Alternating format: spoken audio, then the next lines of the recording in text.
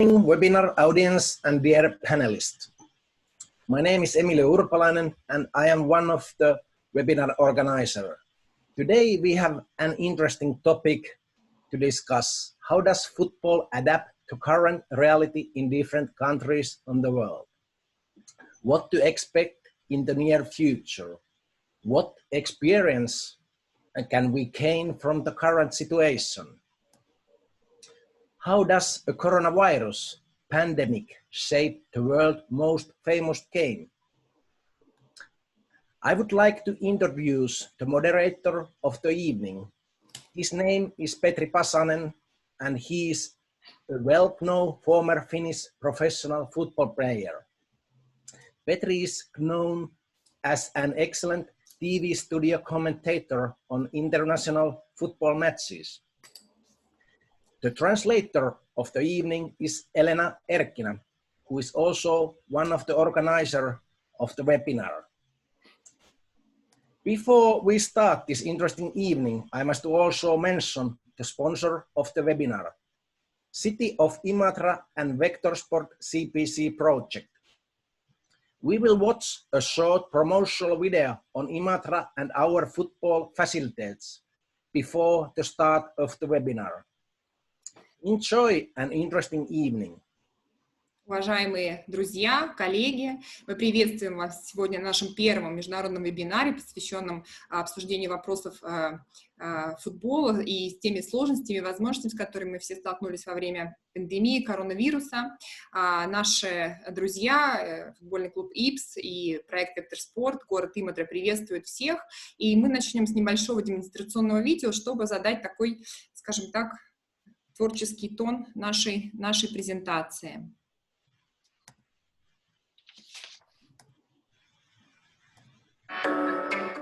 Я Егоров Сергей Геннадьевич, мы представляем футбольный клуб «Алмаз Антей». Я тренер 2008 года, и мы уже летом приезжали сюда на турнир. Выиграли его, кстати, и нам очень понравилась организация, место проведения, поэтому мы с удовольствием соглашаемся еще на поездки сюда. Ну, так как мы спортсмены, мы город практически не видели. Мы видим гостиницу, поля, манежи, вот, и больше ничего. Но то, что мы видели, достаточно хорошего уровня и достаточно красиво все. Это в первую очередь хорошо для детей. Все-таки такие турниры, они придают детям очень много эмоций и веру в себя, как бы, тем более играя с иностранными ребятишками, это всегда накаляет их вдвойне, страсть проявляется, все очень здорово. У них достаточно комфортные условия, нам очень нравится здесь, в Иматре особенно. И как бы хотелось бы только пожелать, чтобы мы также продолжали сотрудничать, ездили друг к другу на турниры, делились опытом.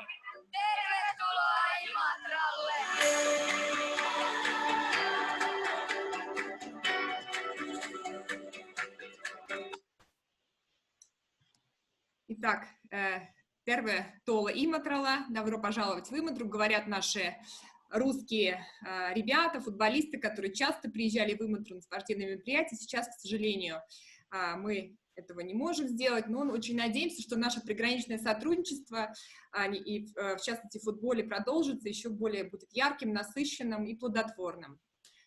I'm saying that this was the video that demonstrates our extensive football cooperation, and Imatra is one of the hosting cities that was arranging very good level international tournaments, and that we hope that after this lockdown, the borders will be open and we can continue our extensive sport cross-border football cooperation.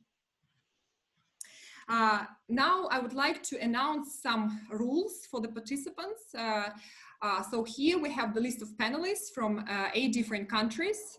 They will have the possibility to express their ideas, share their emotions, impressions, the experiences that they're facing in coronavirus pandemic situation. And we have moderator Petri Pasanen, who will host this event. The participants of this webinar, those who would like to listen and ask the questions, can use the web chat here in the Zoom and of course ask their questions to all the panelists in the writing form, and we will definitely announce it after all the presenters will make their their speeches. Немного о правилах семинара. У нас 9 панелистов из разных стран мира, которые будут иметь возможность высказаться, поделиться своими мнениями, ощущениями, эмоциями от сложившейся ситуации. Ведущий Петри Пасайнин, который будет вести дискуссию. Также участники вебинара с разных стран мира, которые подключаются, чтобы посмотреть, послушать нас, могут задать свои вопросы после в виде веб-чата, да, обращаясь конкретно к каким-то участникам или задавая общие вопросы для всех. So, I'm now giving the floor to Petri Pasainen, who will continue the moderation. Okay, thank you, Elena. Thank you, Emilio. Thank you for asking me to host this. My first webinar. I'm a bit nervous, to be honest, but let's say I'm sure it goes well. We have panelists all around the world. So let's start by introducing you guys. First, we have Vesa Mäki from Finland. He is the technical director of FC Inter Turku. Hi, welcome. Thank you. We have Ivan Shabarov. He is the head coach of Russian national team under 16. Hello, everybody. Hi. We have Alexei Tikomirov. He is the head coach of Academy of Zenit from St. Petersburg. Hello, hello everybody. From Holland or from the Netherlands, we have Jurgen Segers. He is the head of youth academy in Almere city.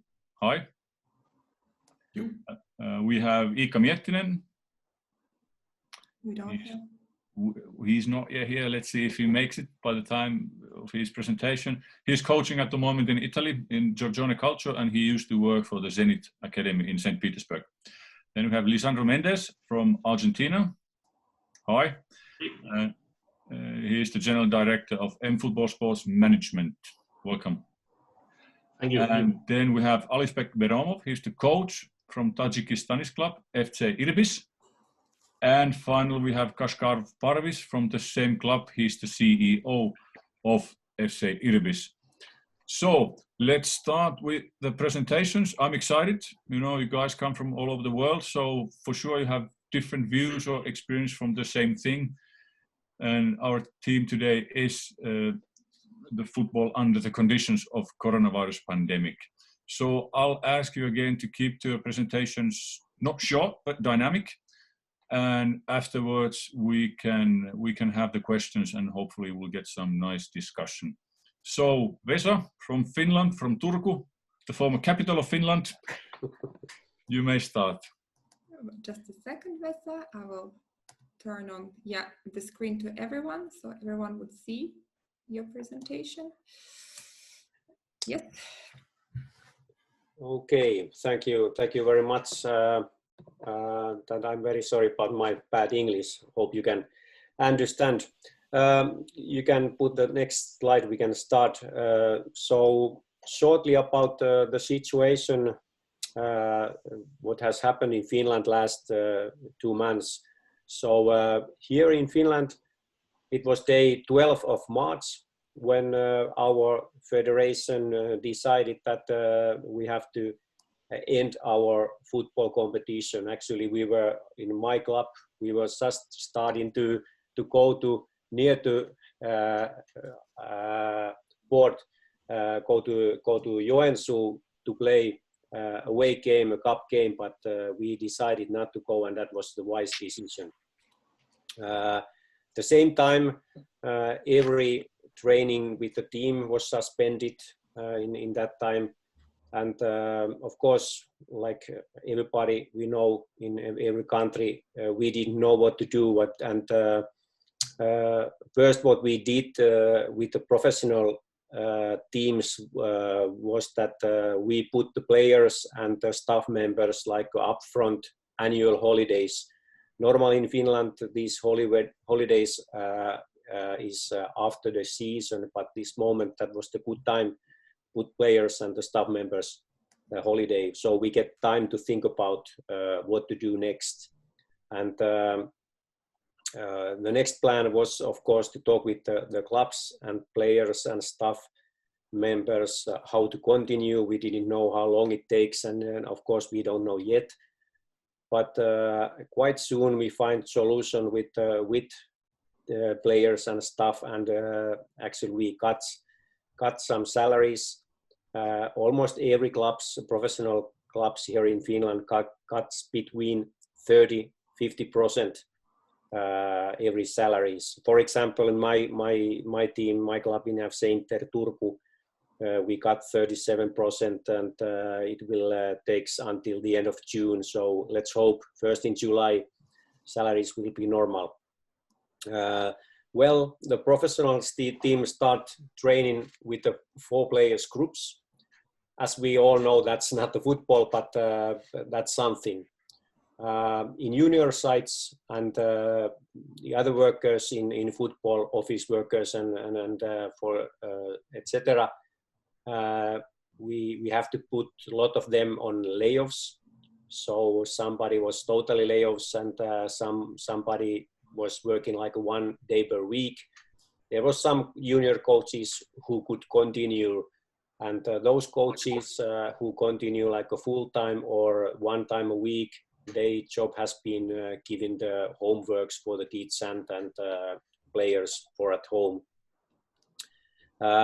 I'm sitting the board of the league, and we have had meetings every week. That's the good meeting every week. Talk about the situation, what has happened, economic way, what's gonna be when we can to start the league and everything. So this is what has happened last 1-2 months.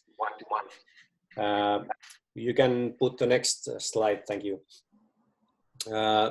The situation now is that this week we have get a little bit light on the tunnel. So our government decided this Monday this exit program, how to open our country step by step. Well, the school will start next week and the library will be open soon. But what it means in a football side, now it's allowed to train with a 9 players group plus 1 coach. And we talk about that if you have a big field, like normal field, you can put it 2 groups there. So almost 20 players, 1 pitch is now allowed. The problem now is that in Finland, almost every field is owned by the cities, and city told that they will open the fields next week. But I think that's not the problem, because before we open training, we have to organize how to do it. So we have now 1 week time to do it with the kids. In June, now what we know, it's okay to start normal team training and also competition in Finland every level. But at the professional level, if we talk about our main league, we just decided this morning that the league in Finland will start 1st of July. That's because we wanted to give the players, professional players, at least 3-4 weeks to train like normal football. We know that football is the contact sport, so we need that kind of training for sure. Yeah, please, next I will sum up a bit for Russian audience. Okay. Итак, небольшой summary по ситуации в Финляндии, которая складывается на данный момент.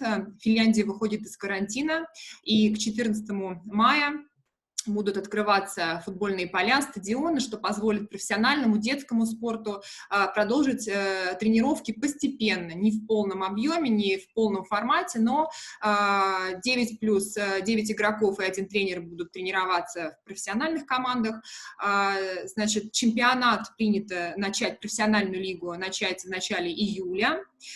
До карантина, значит, тренеры футбольных школ, академий были отправлены так называемые отпуска. Футбольная федерация приняла решение поддержать футбольные клубы, выплатив в денежном эквиваленте для поддержки тренеров зарплаты достаточно адекватные, что позволило сохранить рабочие места и тренерам заниматься методологической профессиональной подготовкой. На уровне профессиональных клубов, конечно же, игроки оказались в ситуации, когда необходимо было сокращать зарплатный фонд от 30 до 50% зарплатного фонда на игроков и менеджментов административного состава клубов профессиональной лиги были сокращены. Занятия в секциях спортивных финских футбольных школах были также запрещены. Дети находились на самоизоляции с дистанционным обучением непосредственно как бы в своих основных школах. So I will turn to the next slide. Thank you. I couldn't translate that better. Thank you. Well, of course, shortly about economic effects, because it's very big thing now. Finland, the clubs in Finland, we have get now a little bit support from FA and the government, but I have to say now that it has been very little, but it has been something. We are waiting more now, especially as we probably all know that UEFA and FIFA have support every football countries quite good money for us in Finland, I think so. And I heard today that our FA is thinking this month how to share it to the clubs, and of course we are waiting for that a lot. Of course we all are suffering now, but I think that the professional teams has maybe more financial problems, because if you think about we are losing a lot of money in sponsors. For example, I can say very honest that just before this epidemic started, our club was sending bills to our sponsors about 100,000. Nobody can pay now, so it tells that we are very big problems now. We all are, I understand. Even we can start league in July. Now we are talking about maybe we can get 400 spectators, maybe a little bit more later. But of course we know that means that incomes are a little bit little. We don't know not yet what happens with the team money. And one important thing is how can we sell players if it's possible. For example, we have quite good talent player now abroad, and his contract says that the club abroad has option to buy him this summer window. But I have been talking to the club, and maybe they can't buy now. So I can say quite honestly that in my club we are talking about between 700,000 or 1 million now what we are losing this season for now. So yeah, this is situation, and we know that this is not a short-time problem. It's not easy to get sponsors immediately next year back. But we are doing everything what we can, and we are positive. And also, it's not maybe right to tell that this is just a Finnish football bad time. This is all of us bad time. But why Finnish football? This is very bad time because in Finland, the sport, the football hasn't been the biggest sport. Here's ice hockey, maybe some other sports has had the more popular to watch games. But last years, football has grown very much because of maybe our national team has played great, and also our main league. But we will start the league, and we will do everything to continue this growing. Резюме по-русски. Значит, конечно же, экономические потери от данного вируса, пандемии очень велики для финского футбола, тем более учитывая то, что футбол Финляндии показывал хороший рост за последние годы. Это связано в том числе и с успехом национальной сборной страны. Вот. Но тем не менее, да, как было сказано, футбольная федерация и правительство страны оказали поддержку. Может быть, она покажется недостаточной, но УЕФА и ФИФА, да, также выдали определенные финансовые средства для того, чтобы поддержать профессиональные клубы, и федерация будет решать, каким образом оптимально их распределить. Профессиональные команды, безусловно, сталкиваются с определенными проблемами. отсутствие спонсорских денег, даже в том объеме, что найти 100-тысячный, да, транш не так просто в нынешнее время, потери болельщиков, денег от телетрансляций, поэтому думаю, что финский футбол все-таки войдет в какой-то определенный затяжной кризис, в том числе и с экономической точки зрения, вот, поэтому, но, тем не менее, на национальном уровне очень много оптимистичных, фанатичных тренеров и любителей футбола, да, которые будут стараться его поддерживать и развивать, несмотря ни на что. Okay. Thank you, Vesa. Thank you, Vesa. Thank you, Vesa. I think for the Finnish people, of the Finnish participants, a lot of things we already know. Before we go further, I have to apologize. Tim, I forgot to mention you, from Northern Ireland, Tim Waring, 20 years experience of coaching, director of the local football academy. You'll be our fourth panelist doing the presentation. But let's get further. Next one, Mr. Ivan Shabarov. He is the head coach of the Russian national team under 16. Ivan, please. Иван, добрый день еще раз. Мы рады вас сегодня приветствовать на нашем семинаре. Иван является старшим тренером национальной сборной России Ю-16, и у вас есть возможность высказаться. Ну, ситуация в России, я думаю, что похожа, с той же, что и в Финляндии. Здесь, я думаю, что сценарии примерно одинаковые.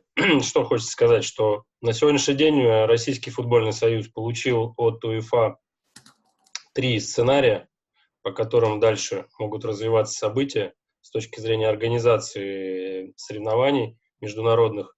И, в общем-то, Российский футбольный союз на основе этих 3 сценариев прорабатывает варианты, как организовать в дальнейшем соревнования внутри страны, как будут работать сборные, каков будет их календарь, как будут организованы соревнования профессиональных клубов, детско-юношеские соревнования и так далее. И здесь смысл этого всего, чтобы, конечно, как только снимется запрет, быть уже подготовленными и не потерять время на организацию этого всего. Также УЕФА просит дать обратную связь по ряду более конкретных вопросов, когда лучше проводить то или иное соревнование, там женские соревнования Ю-19 или там мужские, на какой лучше месяц перенести и так далее. Конечно, самой большой сложностью является эта организация соревнований профессиональных команд.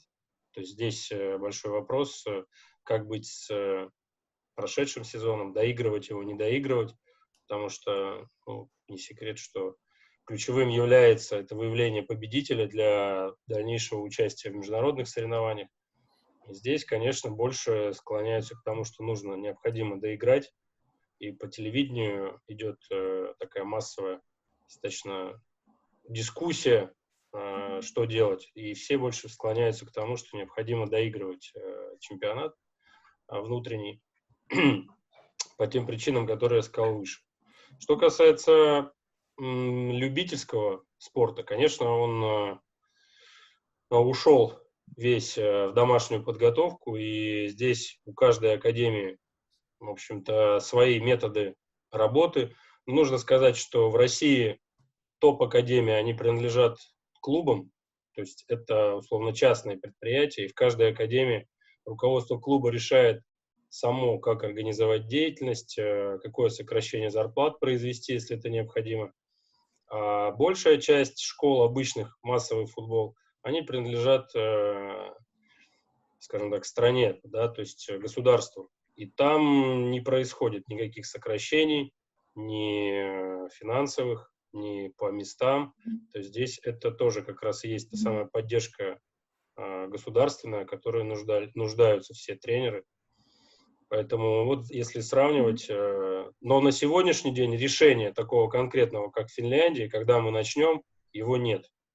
То есть все ждут теперь 12 мая, получается, когда снова выйдет президент в стране и обозначит определенные шаги по дальнейшему там жизнедеятельности, не только спортивной составляющей, но и в целом страны. Thank you, Ivan. Спасибо, Ivan. I will translate to the others. So Ivan gives the whole overview of the situation in Russia. So I will start from the end. For now, we don't have the final decision when football will start in our country because still the country is in the situation of lockdown. Yes, and then we are waiting the 12th of May and then see what decisions will be made by our country government, the president. But however, Russian Football Union is also working hard in a close cooperation with UEFA regarding developing various scenarios of football planning and crisis management in the current situation. If we talk about, of course, top level Premier Leagues and professional football leagues, it's more difficult because we are in the process of the season. It's not over and we need to identify the winner. Who will be, shall we continue and then play the championship, or we stop it and then define the winner now? And there is a high discussion in the media and among fans. Yes, and of course, Russian Football Union tries to rearrange the formats of the competitions and the logistics and calendar. This is also very hard because Russian men's championship is intense and very busy, I would say. Yes, as to the mass football, youth football, so we have the system of academies that mainly owned by professional football clubs who define their economical, political, strategical, developmental strategies. And here, of course, it depends that how they arrange the support inside of the academy for coaches, for the staff, in terms of salaries and management and other social issues. But the majority of schools, youth football schools, are state-owned schools, so the money are going from the state directly. So in this case, of course, all the coaches who have the full-time job are keeping their positions, they're getting the regular salaries, they're able to continue their work at this time on the quarantine mode in terms of methodology, developing their professional skills, of course, not coaching.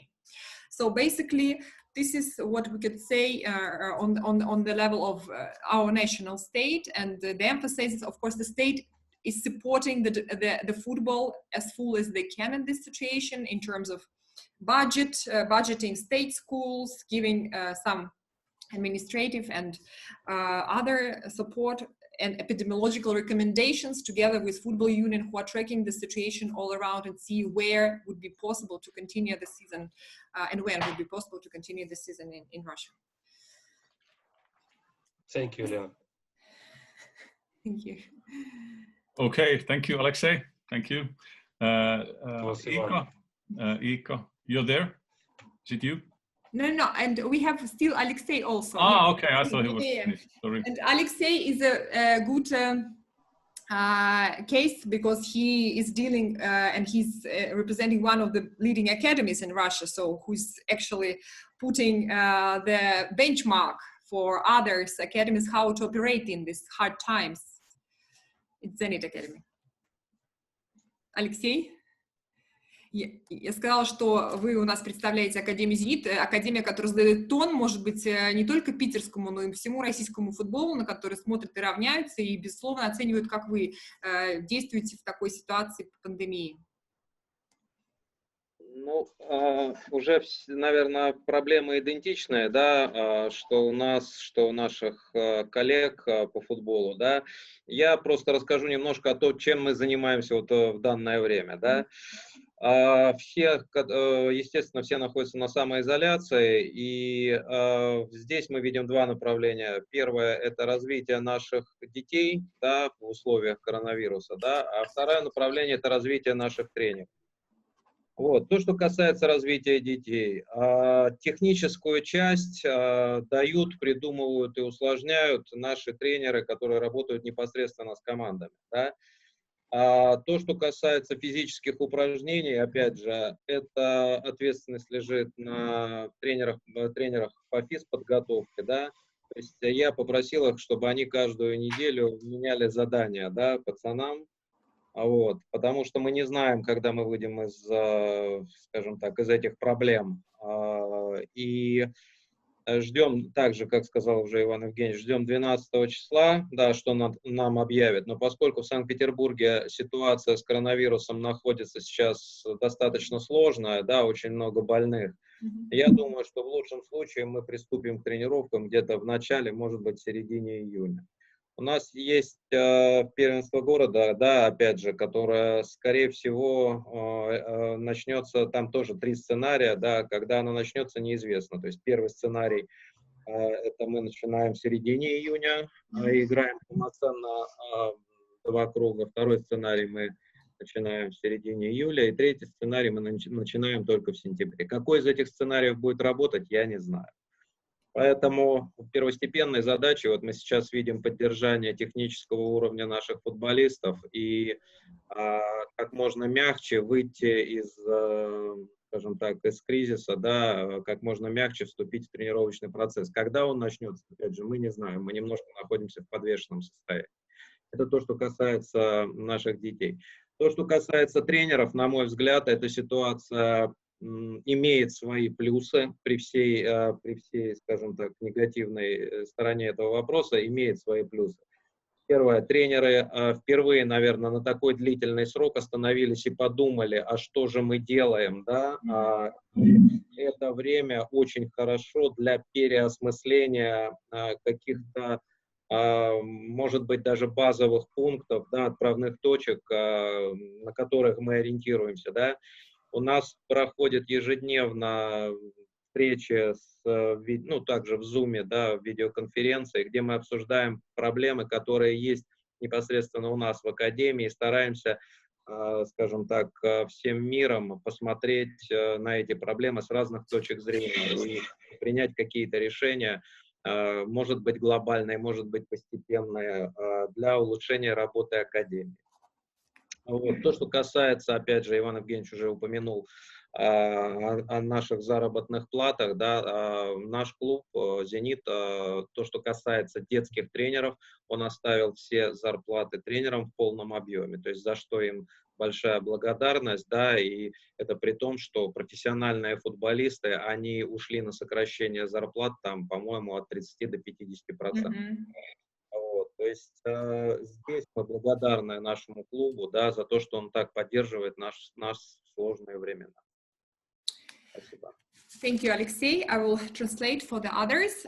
So, FC Zenit Academy, as I told you already, is the leading academy in Russia.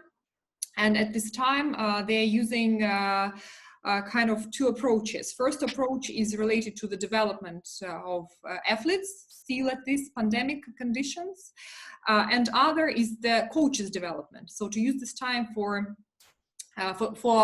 valuable and developmental needs that would be actually used after the football will start. In terms of developing the athletes, the football players, it's of course in the remote version, but here we have like the teams, football coaches who are responsible for the technical preparation. Yes, they're doing kind of seminars, lectures, doing Zoom trainings, and we have the physical preparation module who are managed by the coaches for physical preparation, and here they are managing the athletes' programs on maintaining their physical form in these restricted conditions. Yes, and the idea that coaches still allow them to be more or less fit, yeah, in different aspects of their football skills. In terms of coaches, yes, Alexei thinks that, of course, the time is difficult, but still there are so many positive aspects that we can emphasize on the level of our academy. Of course, it's the first time that coaches has this opportunity to take a break, to think actually what they are doing, to reflect on their work, reflect on their skills, to think how and where they want to improve themselves. Yes, and here academy supports the coaches development. They have regular coaches meeting, consultation sessions, and what is important, and this is thanks to the Zenit management, they kept all the full salaries that were paid before the pandemic situation, during the pandemic situation for the coaches. So the coaches do not experience that stress that maybe others could in these difficult times, but if we compare like the professional team, we know that the football players in Zenit also had to reduce their salaries like 30 or 50%. Yeah, so in this case, of course, the decision to support coaches in the full size in the academy was like very, very, respectful. So this is basically the general overview from Russian perspective, and you can have questions after. Yeah, we will finish with all the presentations. Petri? Okay. Thank you, Ivan. Thank you, Alexei. Now I'd like to welcome Iika Miettinen from Italy, Finnish coach. Hi, Iika. And I will share Iika's Hi, Petri. presentation. Thanks for having me here. How are you? I'm good. Sorry for being a bit late. There was a bit misunderstanding with the time zone because Italian time is 1 hour behind. So. Okay. No problem. Italian time is a different time. Yeah. Okay. Let's move on to Northern Ireland. Tim Waring, director of the local football academy. Let's take, Tim first. And first Tim, sorry. I was Iika's place come later. Yes. Okay. Yes, sorry, Tim. Yeah, now it's your turn. Okay, Tim, please. Tim. Hi, everyone. Great to be with you all. It's a great opportunity to learn from coaches across the world. Just a quick overview on myself. I'm a self-employed football coach based in Northern Ireland. I work with children aged from 2 right up to teenage years. So on a week-to-week basis, I would work with approximately about 500 children. Due to the COVID-19 outbreak, from 18 March, our entire program had to stop. And that basically then set us as individuals targets of how can we bring something in to keep in contact with all of our players, our coaches and our parents.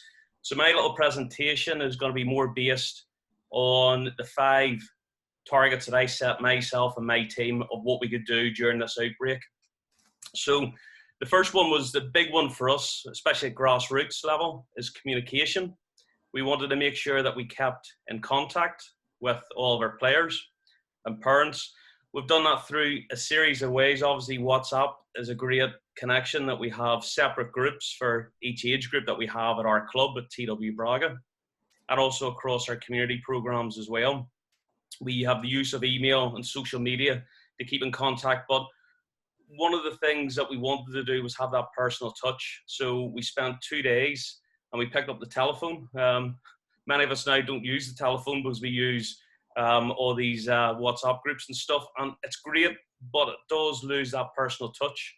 So one thing that we had was plenty of time, and the 2 days that we spent just speaking to people, both in a football aspect, but also as a human being, to see how people are faring up during this epidemic, to make sure they're okay and have that wee bit of outreach. Zoom, that of course we're all on today. I'm going to focus on that a wee bit later on in this, but that's the first point that we wanted, was communication for us. The second target that we set ourselves was to devise an online home program. So we went about in just my own back garden with my youngest son to do a 6-week program for toddler soccer. That's part of our community program where we work with children as young as 2, 3, 4, and 5 years of age. We recorded this 6-week program just at home using the iPhone.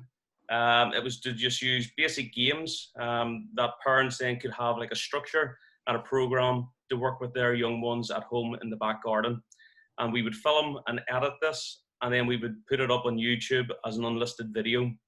So every week we send out this email to the parents, and we've got children not only just here in Northern Ireland signed up to that, we've got children in England and USA who have also signed up to the program. The second program we filmed was more geared towards older children, the sort of from 6, 7 years up to pre-teen. So it was 2 individual programs that meant that kids could follow our training programs and just set it up in their backyard or their back garden. The other big thing that we wanted to do was also make sure that we continued to communicate with everybody within our program, that it kept our name and our club name in people's minds. So point 3, or target number 3, was to create a free online video series on our YouTube channel. And we named that the Isolation Games series. Once a week, we would put out this video that would last maybe 10 to 15 minutes. And it was sort of 3 structured, and we tried to keep it the same way each week. Introduction from myself, some fun games that families could do in the back garden. Again, we wanted to keep these games generic because obviously families will have some who are really into football, some maybe not so much. but it was just a great way for families to come together and have some fun. And me and my family had great fun filming it, especially the outtakes. At our club at TW Braga, we have a skills coach. And again, we wanted kids to have that connection with us, familiar faces, because this academic, it's hard enough for us as adults to understand, not to mention how young children are. They went from seeing their teammates 4 or 5 times per week to not being able to see them at all. So we wanted them to make sure that they could see familiar faces.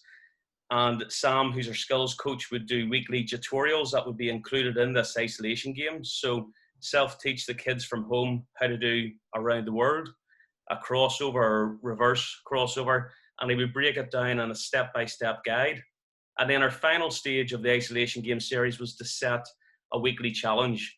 And it's been fantastic because this has then given us that connection with not just our own players and parents and coaches, but also a global appeal, because we had children from all over the world joining in, filming their efforts. So some of the challenges was from juggling a toilet roll to chipping a football into a bin, and also like a keep you up challenge of juggling the ball and passing it on to a teammate. And we had children not only in Northern Ireland joining in this, we had children from Finland right the way across Europe, USA, and as far as Argentina. So it was a really nice way to get our brand out and connect with not just children in Northern Ireland, but globally. So that was been perfect. We've had a lot of positive praise from that series. I didn't believe that we would be getting on to episode 8 weeks of isolation, but that's where we are. But it's one way to have fun for us as a family, and also to share that with everybody on a global appeal. Then our fourth target was basically what we're doing now, offer our services via Zoom. So this is fantastic for me because it gives me an opportunity to let people know what I'm doing here in Northern Ireland, but also as well, this is a great way for me to learn how coaches are coping elsewhere across the globe. And another nice idea as well is that it reaches out to maybe people that I wouldn't have had access to before. Tomorrow, I start a coaching session with a women's team in Scotland that I'll be coaching them via Zoom from my back garden each Thursday evening. And this is that we're going to roll out, and we'll be extending this service and training to our own age groups at TW Braga, as well as my own one-on-one students that I coach. And finally, then, the fifth point, this was the real big one. We always look to achieve and set goals, not just for players, but us as individuals. So one of the goals that I set myself is, could I write my 4th book? To try and turn something so bad into something positive. One thing that we'll never get again, I don't believe, in our lifetime, is this time that we have at home. And I thought we want to utilize it well. So on the 18th of March, which was my final group session, I went and started penning a book, which included my blueprint of my coaching notes from the international clinics that I delivered this time last year. I was in Australia, delivering a clinic with an ex-Manchester United player called David May. David May was a treble winner for United, and he has kindly written the foreword in the book. And in the space of 4 weeks, that went from a dream and a target to, I don't know if you can see that. Yeah. And that's book number 4 that I've written. So we always want to set goals and do something a wee bit different. And that was one of the goals that we achieved. And along with those 5 points, the other things that I've loved is the additional time that I've got to spend with my family. Also, as well as continuing my own education as a coach through reading, joining these webinars, and just watching videos and stuff, you know. So it's really hard, difficult circumstances that we find ourselves in, but we just try to remain positive and set ourselves goals. And for me, that's what we have done as a grassroots club in Northern Ireland. Супер, thank you, Tim. Я немного переведу резюме о том, что сказал наш коллега Тим Уарринг из Северной Ирландии, из Белфаста. Он руководитель футбольной школы коммерческой ТВ Брага. Это франшиза другого европейского клуба, которая успешно работает в Белфасте. В течение этого времени изоляционного 8-недельного, скажем так, режима самоудаления, Тим, как директор академии, составил некую стратегию развития ее на это время. Ну, безусловно, первое, основное — это коммуникация с детьми, с родителями, личные разговоры, поддержка связи и психологическая поддержка для тех, кто остался в изоляции. Вот, и они наладили WhatsApp-группы, 2 дня он и его коллеги, тренеры из школы, обзванивали всех учащихся, общались, предлагали помощь, поддержку и подтвердили, что они будут всегда на связи, если какая-то потребуется информация или просто поговорить. Дальше, безусловно, школа старалась продолжить занятия в дистанционном, виртуальном режиме, поэтому была разработана система тренировок 6-недельная, да, для детей младшего возраста, 3, 4, 5 лет, да, более, скажем так, общая, и для детей уже 6-7 лет на определенные, скажем так, навыки, умения, которые они могут делать в таком ограниченном пространстве. Ну, в случае Северной Ирландии у них есть дома с задними, скажем так, с садиком, куда можно, ну, как бы это массово, куда можно выходить и продолжать в каком-то режиме заниматься футболом. Следующее, да, то, что делал непосредственно Тим как руководитель, он начал свои Zoom-тренировки на коммерческой основе, предлагая присоединиться к ним как воспитанников своей школы, так и других желающих из Северной Ирландии и из других частей мира. И, что удивительно, он заметил большой прирост аудитории Северной Америки.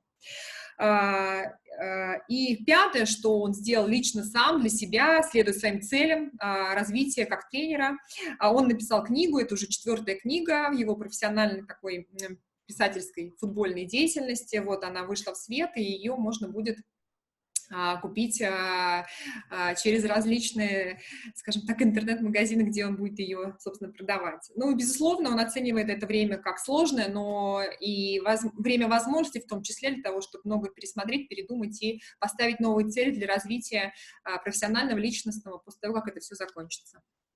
Yes, so this is all from my side. Thank you, Lena. Tim, I want to ask you a question. 8 weeks without football is a really, really long time. What's your experience? What are the kids missing most? Is it actually kicking the ball, scoring goals, or that social interacting? You said. I think a mix of both. Certainly the social element is a big one because the kids are so used to, I mean, our schedule, they would see each other Tuesday, Thursday, Saturday and Sunday. So they're missing that social element of it a big time, but also as well, they're missing the football. One of the other projects, which I actually forgot to mention in the presentation there, we would film a lot of the games. So over the past 4 days, I've sat with square eyes looking at a screen, editing the best highlights from each of our age groups. So putting up the best of goals, passes, tackles, saves, and creating little mini videos. So each video would maybe about last 3 minutes for each age group.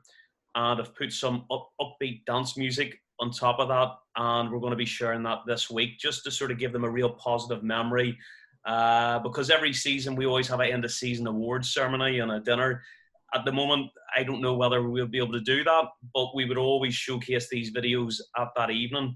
So this was something else that we set as a wee target, and we'll be posting them on our social media and in our WhatsApp groups from this evening. So if you're interested in seeing some of them, I think this will act as a positive memory to the kids receiving that, seeing their best highlights so far this season.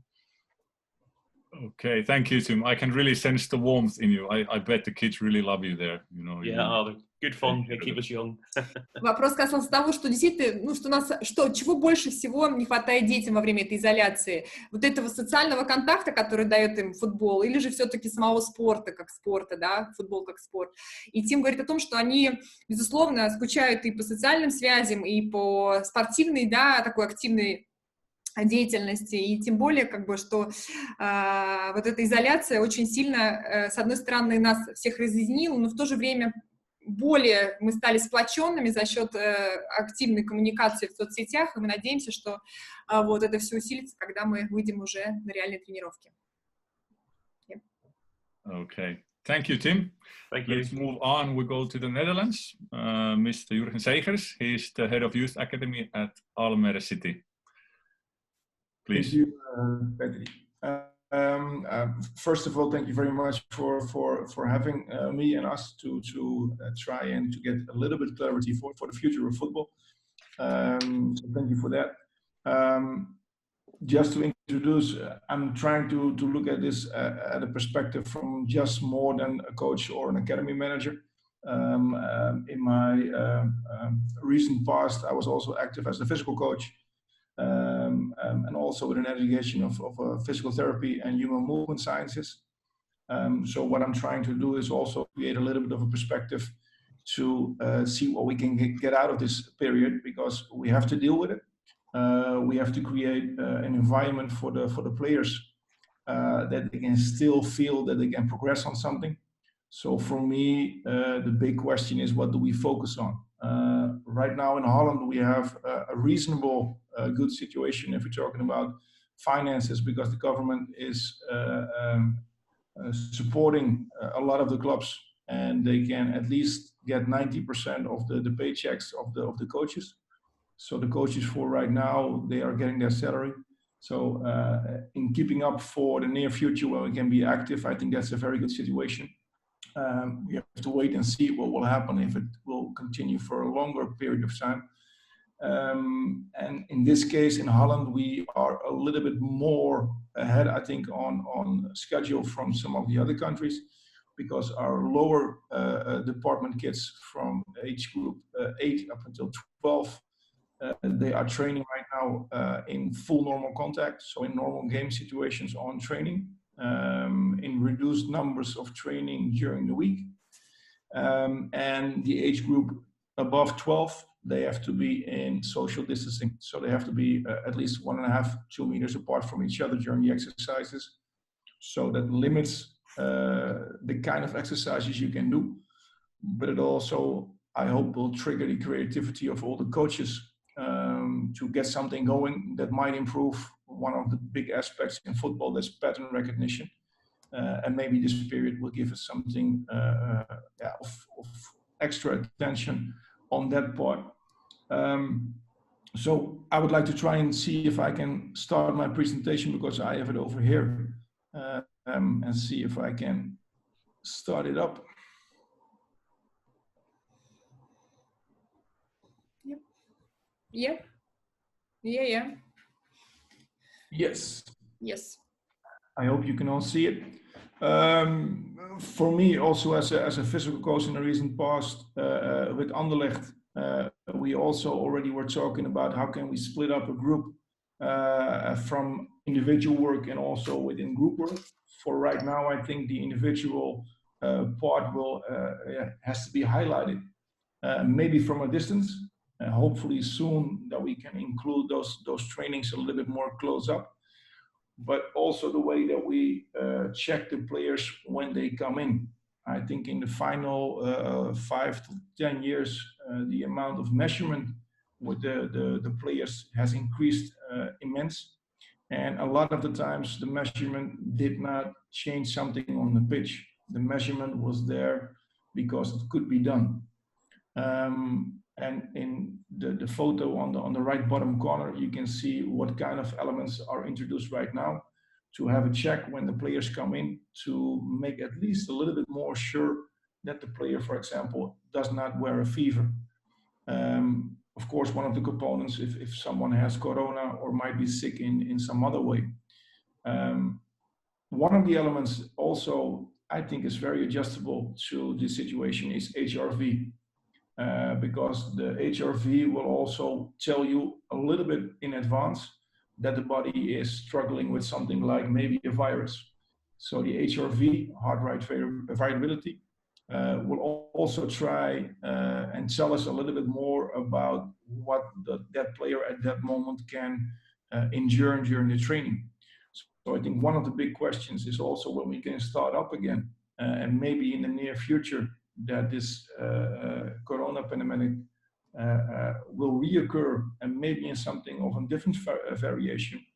We have to be ready to adjust both ways, to upscale to more group training, or maybe downscale to get some more individual work going and get the group a little bit more separated from each other. So I think that's one of the big challenges. I changed a little bit of the presentation during all the presentations of the colleagues because I heard all the adjustments. And I'd like to focus a little bit more on what kind of challenge we have in front of us that we might use to also stimulate some of the parts that haven't been stimulated that much in the final part of the season or the period that we could be active. This is one of the structures I tend to use to see if we hit all the boxes, if we connect to all the elements of the players. And my big question right now is what kind of behavior do we choose to stimulate during Corona? For me, a player has to connect to all the boxes that make him a professional. Of course, in the middle is the football that has to connect to the game. Everything has to connect to the game. But in the end, if you can educate the player on more than only football, I think you will increase the amount of football quality, but also the habits that he will connect to not only the game, but also to health and being a good role model for all those kids that need to be healthy also. So the performance part and the mindset part, of course, they are very important, but I think if we connect to prevention, rehab and recovery, and also lifestyle, I think in recent years, it has been improved, the amount of attention on this. But I think now we have to be pushed on that element to improve lifestyle, to make sure in the basic line that they are healthy. And I think also we need to increase the amount of education on what makes you healthy, what keeps you healthy, connected to the checks that we do when the players come in. Also to keep the group healthy, but also to stay away from injury. Because one of the big injuries or risks we have right now is that when we go back to playing and we push our schedule in a small amount of time, then a lot of big injuries will occur. Because if we're looking at, for example, America with American football, they also had a period that they didn't play for a long time. And if you see what kind of injuries came out of that period, they were massive and they were also career damaging. A lot of Achilles were ruptured, a lot of cruciate ligaments were ruptured. So we also have to look at it as a point of how do we build up from a period like this with so much inactivity. So this program for me is also a check, because can I put this program back on Corona again? Is it enough? Can I put something like education or a checkup in the box of lifestyle and prevention and rehab? What do I need to prevent? What kind of specialists do I need to get in to give me information to make those good choices for the players, and also connected to the financial part? Because if we want to, we need the specialist, but the money right now is a problem. So how do we make choices to get those specialists included in choices without pushing the limits of what we can do financially? So there are a lot of important questions we can ask ourselves, and also connected to the responsibility of the players. Because if I'm looking at the structure, I'm going to show a sheet a little bit later on, how do we look at this generation? This generation likes to talk about responsibility, likes to think along with the decision making, but when it comes to taking responsibility, they sometimes step back a little bit. And that's, I think, a very important aspect to consider. If we're looking at the first step that we're going to do to make those boys and big boys play again, how do we make that responsibility connect so that they also check each other? My friend, you are sick, go home, because you will influence the group. So that's a big connection between the habits of this generation and also what will happen to us when we step on the pitch again. So for me, behavior is always a part of some good things and some bad things. What we promote is also of always the player box, but in general, we all spend sometimes in the player box, in the terrorist box, the spectator box, and the complainant box. How can we make it that the players will move into the player box, that is proactive, will take his responsibility, will be able to communicate about his health, but also about the game. Because the hours that we will have on the pitch, they will need to matter. We cannot make choices that will lose a training, because our time on the pitch probably will be limited for the first period of football and maybe for a long time. So the aspect within the mentality has to be stimulated for me in a big way. What we try to do with the players from a distance, of course, the physical part is one part, but also the creativity to make them challenge each other. Sometimes it was even a smoothie challenge. Can you create the nicest smoothie with all the healthy ingredients you can find? Up until a rope jump challenge, up until an aim challenge, if you can hit the basket with your foot or with a tennis ball, but also the running programs. I think all those programs would be looking similar. What we also introduced was trying to play chess on the pitch. So we divided the pitch in what I show over here. So we create the zones within the jobs that need to be done within those zones. And then we ask the players if the video image is connecting to those zones and what kind of ideas they have within them and what kind of solutions they would see in front of them. And not until to my surprise that a lot of players came with a lot of creative solutions that even the coaches didn't think about. So I think this also tells us that we need to be in more connection with the players and their ideas, and not only tell them what you want them to do, but also ask them what they would like to do in being creative and taking initiative on the game.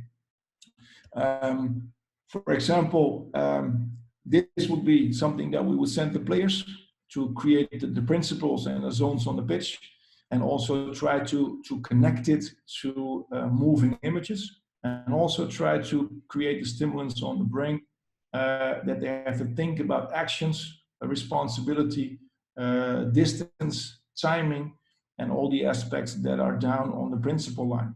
So this was created with one of the neuroscientists. Also, what kind of images do you put on the screen? How much do you leave it on the screen? And where do you ask the question? Those are elements that I think are also connected to the possibilities that you have when you talk to the players. And again, if you show them and you ask them, you get fantastic answers and even better ideas than sometimes the coaches have. Let's enjoy a little bit of football instead of all the talking. Dat is snel zeg, dat is snel. 2 minuten in het veld en hij scoort. Wat een wedstrijd is dit aan het worden tussen Augsburg en Borussia Dortmund. Het staat 3-2 binnen het uur. En is dit een debuut zeg voor hem? Also asking for the detail in the action by repeating the action gave us a lot of fantastic feedback. And the boys also started to share videos that were similar, but in detail a little bit different. So at least it taught me that we a lot of times underestimate the possibilities of young players and their aim to get better and to really have a discussion about those elements. If we're looking at examples right now, we also gave them real big challenges to build something like a high-speed interval training. So not only running through the woods or making some interval jogging, but to see if they can relate to something that is really explosive, has an interval image in it, and also connects to the ball. So let's see if the video runs.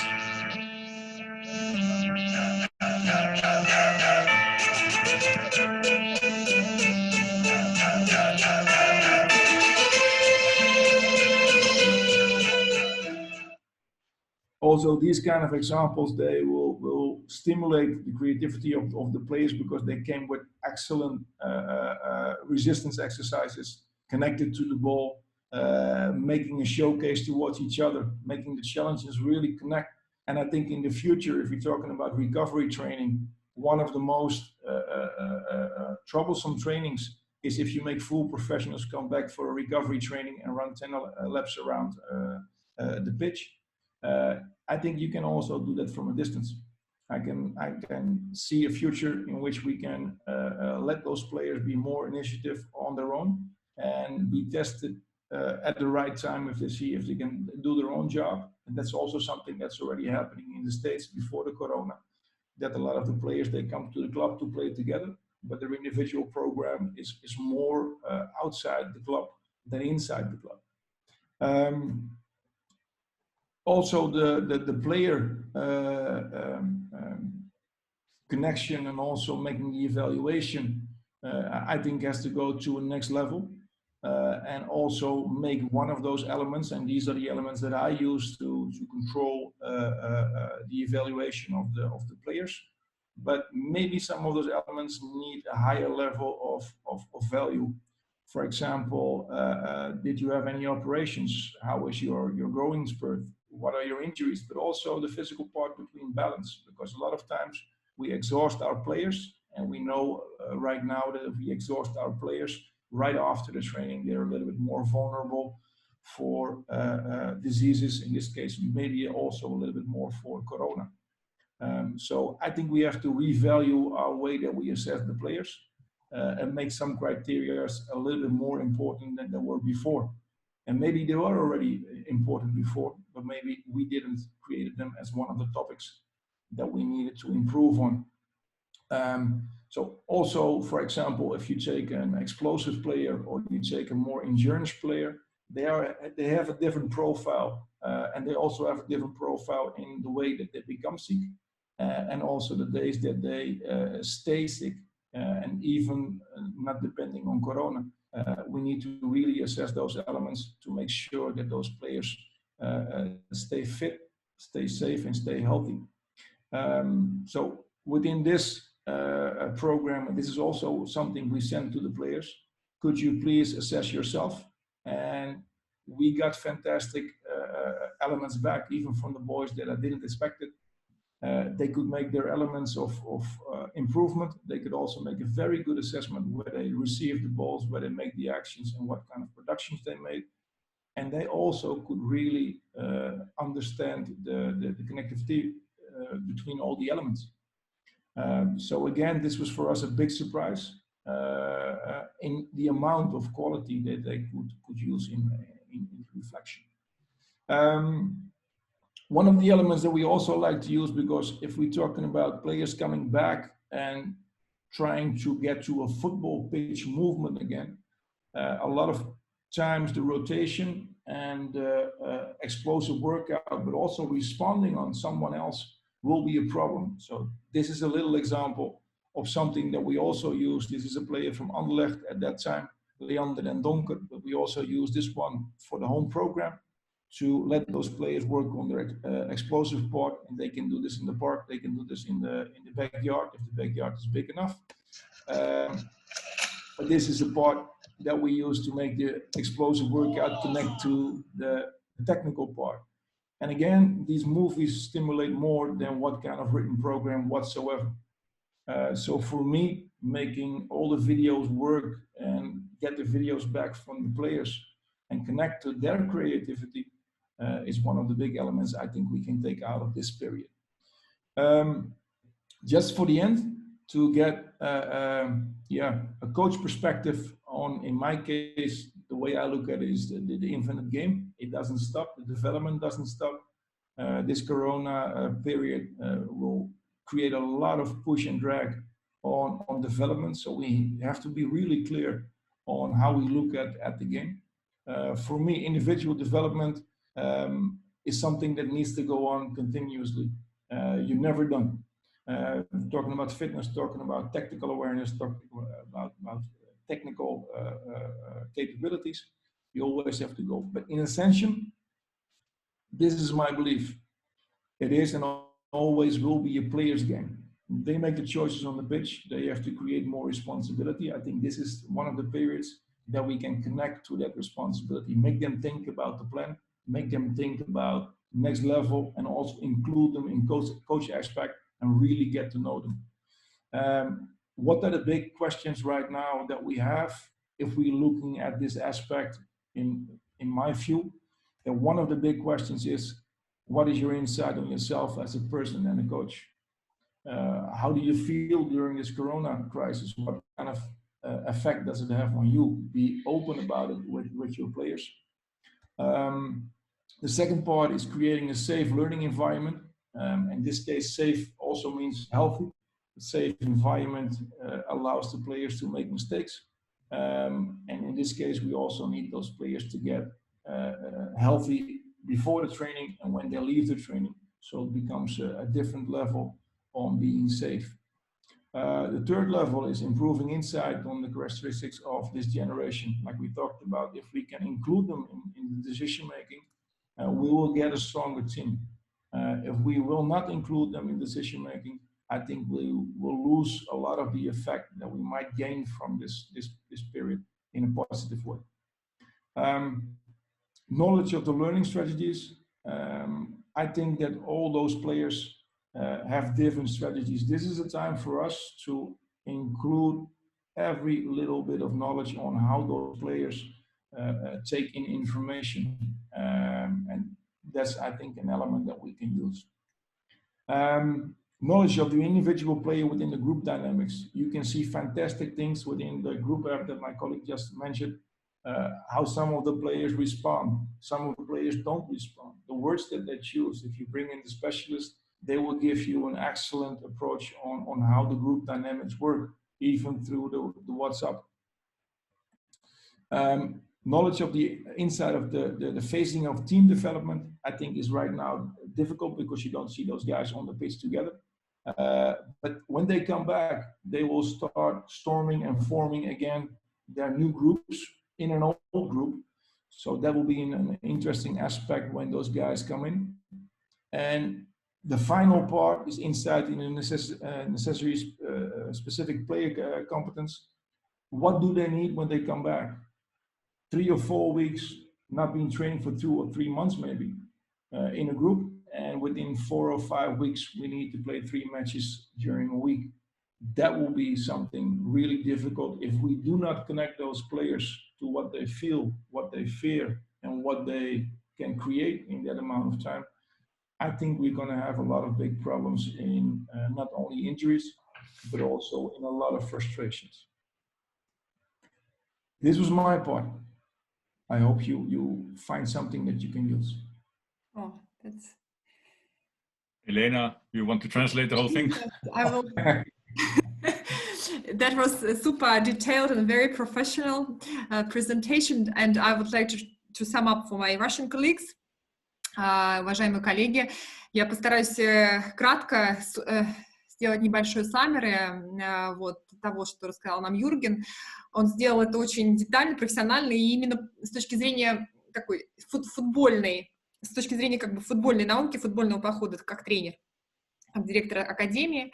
Вот. Он, безусловно, ключевые фразы, которые стоит упомянуть, то, что они это время уделяют развитию игроков и именно познанию игроков, в том плане, чтобы понять, как игрок как развивать его мыслительные способности, его вот эту вот ментальную силу, помимо того, что они, безусловно, работают еще и с технической и физической составляющей, поскольку в Нидерландах все немножко лучше с ситуацией по эпидемии, им разрешено тренироваться, но с определенными ограничениями, и это тоже вызывает определенные, скажем так, особенности переформатирования работы тренеров, потому что им надо разбивать...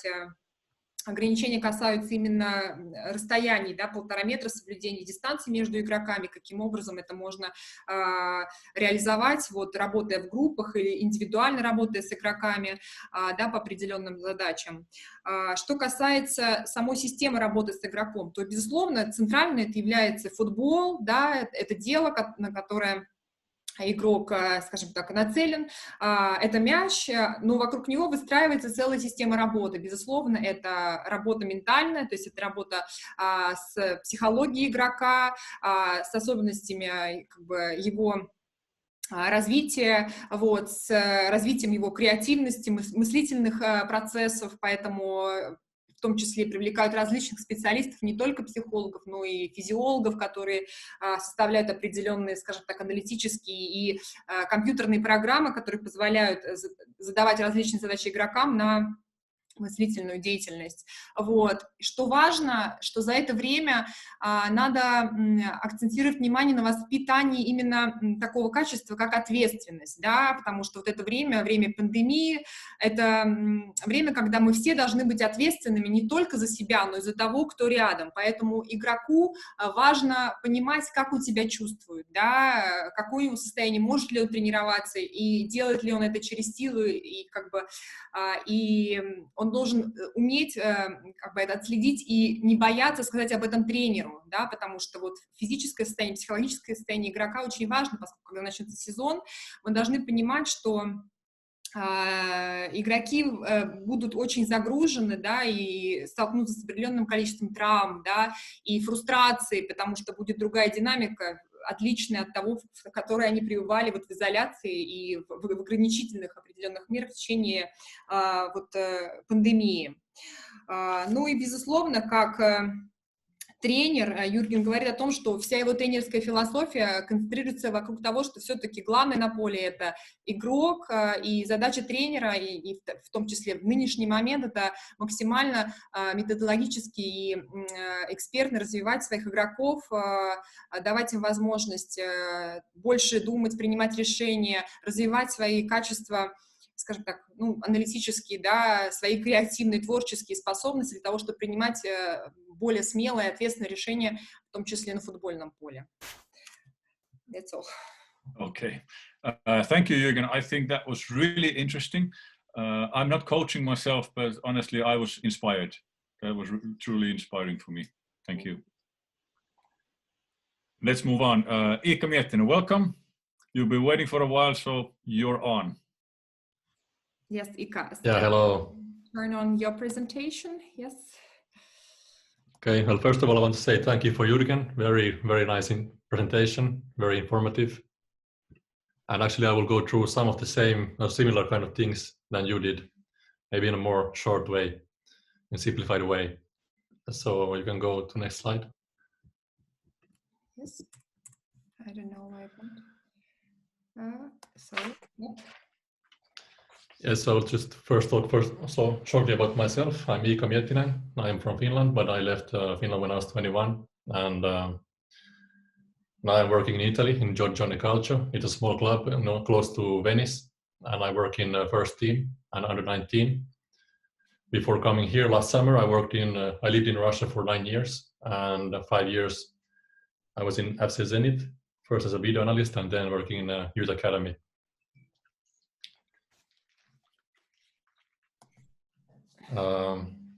So in Italy, it was the first place practically in Europe where the coronavirus came. And it has been pretty hard here. Many people have suffered from the virus.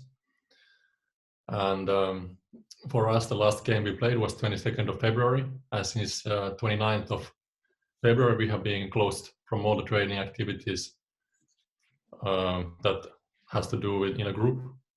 For 1 week, we were training in small groups in a way that 8 players came. We made 1 hour training for them. They left and next 8 players came to training and so on. But then the Football Federation decided that everything must be stopped, all the training activities. And now the situation is a bit better. We can now, for example, move between cities, but we have not still received permission to train with the team. And we are waiting for Football Federation to decide when we can continue at least training in a small groups. And I coach in the 5th league of Italy, so it's some players are professional, some players not, and there's no television rights, for example, sold. So and there's not a lot of big pressure for Federation to play our season until the end. They have big pressure for Serie A and Serie B, which have big television contracts. So most probably they will be played in some way. But for us in our level, it seems like unlikely that we'll finish this season. And the youth championships from under 17 to down, they have already been decided to be cancelled from this season, and they will continue in August. Yeah, so to go to what it is from point of view of coach. So in football, there are 3 subdivisions in the season. It's a preparation period where you make the preparation work for being ready for competition period. And then there's the competition when you have the weekly cycles that always ends to a game. And then there's transition phase that is between the competition period and preparation period, where usually players are on holidays.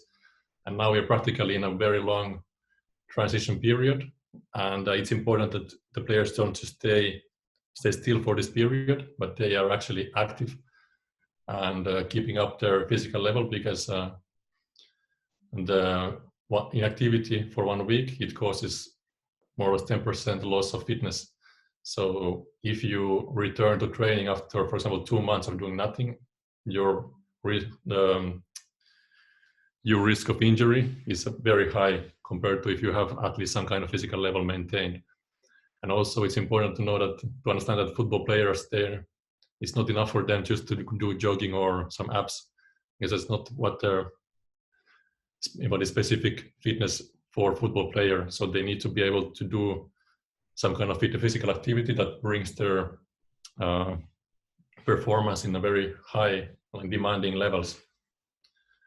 And it's important also that when we come back, and we have some kind of plan how to come back in terms of testing and special training plans, sort of pre-season, even if we would continue the season in a, let's say, 2-week notice. Mm-hmm. Yes, so also like Jürgen said, it is important to understand that we are coaches and we have players, and the players' development shouldn't stop despite the situation. And it's our job as a coaches to find ways to develop the players. So here are 2 video examples. One is actually from my friend from Philadelphia Union, and this is this one. The player is working on his shoulder check. So before receiving the ball, he has telephone behind him. He checks the color, and the color decides what he has to do with the ball. So he has made himself like a video where colors go around, and depending which color there happens to be when he makes the pass, he has to make the decision. So he's working on checking what's behind him, so he knows what is around him when he receives the ball. And it's really like coach sort of said what he wants the player to do, and he found a way to train this kind of skill. And the other video, it's from our player. Again, we told the player what he has to do, what kind of exercises, and he built in his house on the roof this kind of training obstacle course with the ball, using whatever he has in the material, some bottles, making sprints, change of directions.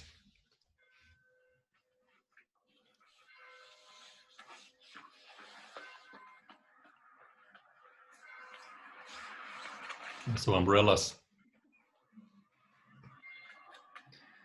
So really there's just, your imagination is your limit when you think about what you can do, what kind of trainings you can do. But the main point is that it is our job to somehow stimulate the players to still keep developing during this period. And it can be through videos, like Jürgen showed, that they can have some chess, or these kind of things that they have to do actually something with the ball, or some kind of physical exercises.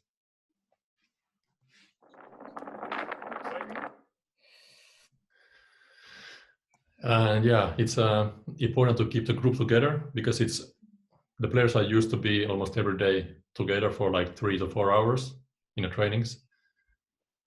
So now that, for example, here 2 months without trainings, it can be somehow a big shock for the players, because something that they have been used to do every day is totally completely away from their life. And in this period, even like Tim said, in our Northern Ireland, even just a small phone call could be something important for the players, really. For example, I called to each of my under 19 players, and they seemed to be like very, very happy, and they were surprised that I called, not because I'm not communicating with them, but because So so many people, for example, from school, from different coaches and so on, they just sort of drop the communication because of the situation. So just, and you don't have to talk about football specifically. You can just talk about anything, but it's important that you somehow keep the communication in some natural way. And try to give the players some different stimulus, not just doing toilet paper challenges that you saw a lot in the beginning of this pandemic. It can be fun for some time, but there must be different kind of stimulus. I very much like the idea of Jürgen about the chess in the parts of field with video examples. Very cool idea. I would definitely think of using it here also. And I saw many coaches start to send some nutrition plans for the players, and it's of course nice idea, but you must be very, very precise about what kind of plans you make and that the players understand actually that why they have to do it and how, because many players, they don't have education of nutrition or high school, or well, they finish maybe high school.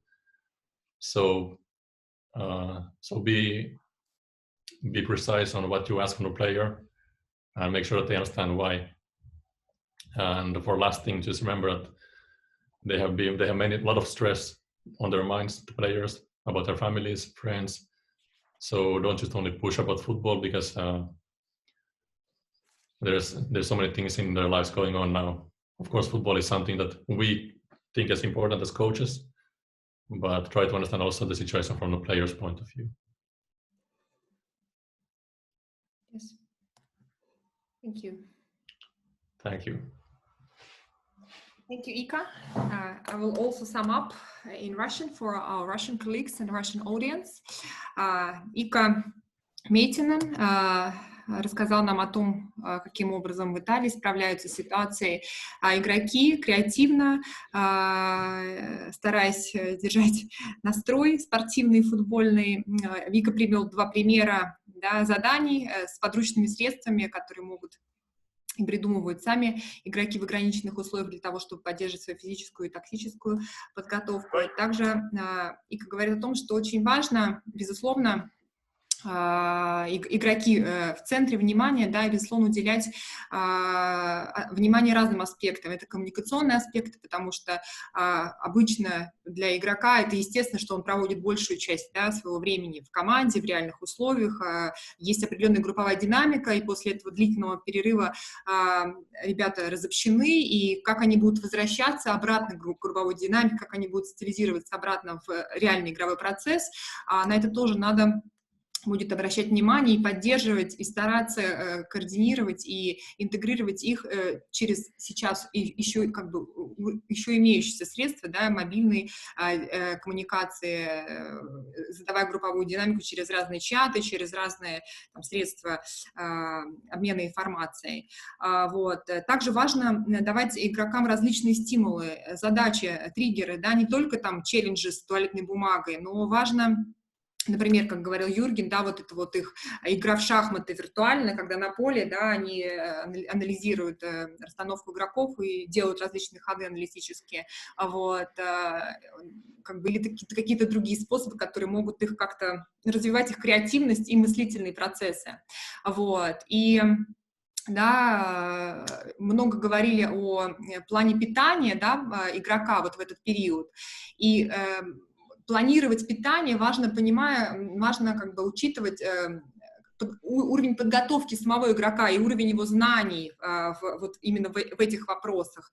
И очень важно, когда давая задания игроку определенные, да, понимать, что он понимает то, что вы ему задаете, о чем вы его просите, чтобы не было вот этого искажения, да, то вы поставили ему задачу, а он не понимает, о чем идет речь, и может не так ее выполнить, потому что вы не можете следить, потому что нету как бы живой коммуникации.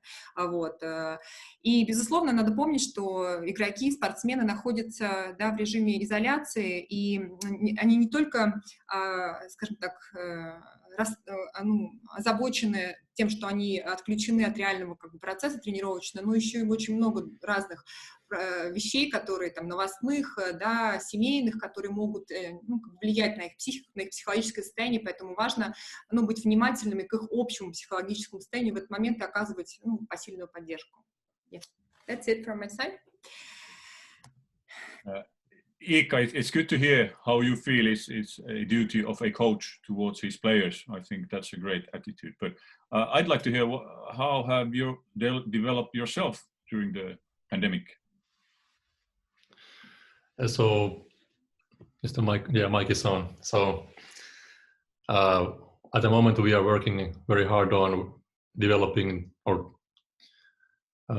making better our philosophy of play for the next season, because we have very clear football philosophy in this club, and we are developing that and trying to bring it to next level.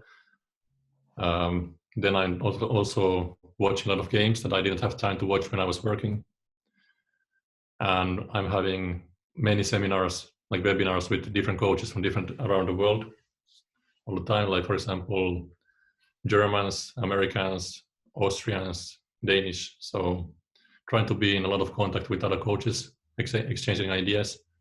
At the moment, there is a very different atmosphere between coaches, because we are not competing against each other at the moment. So it somehow became very open, this communication environment between coaches at the moment. Everybody's sharing ideas and exchanging ideas. It's like we are working for one team.